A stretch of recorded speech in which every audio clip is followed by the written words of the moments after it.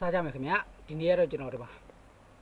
ကြက်ကွေးတော့ကြက်နဲ့ကွေးတော့လို့ရတယ်လောက်တာ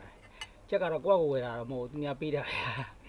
အိမ်ကြက်လေးကကင်မေးဆိုလို့ကင်မေးလိုက်တာတုံးမေးလိုက်တာအဲ့မှာတပွဲပေးလိုက်တာပေါ့အမိုးကြီးက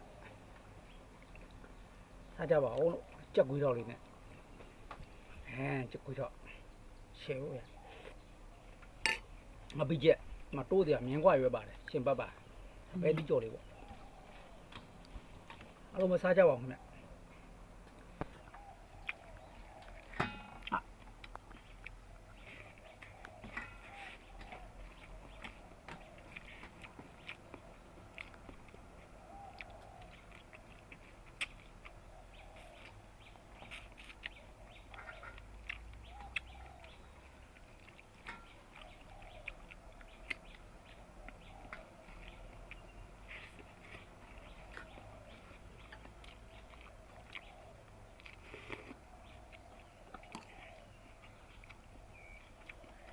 ကောင်းတယ်ဗျကြက်ကွေးတော့လည်းမစားတာကြာပြီပေါ့ဟိုက6ပြင်းလွှမ်းနေရတော့သူများရှိမှနေရတော့စားအောင်ပဲဗျ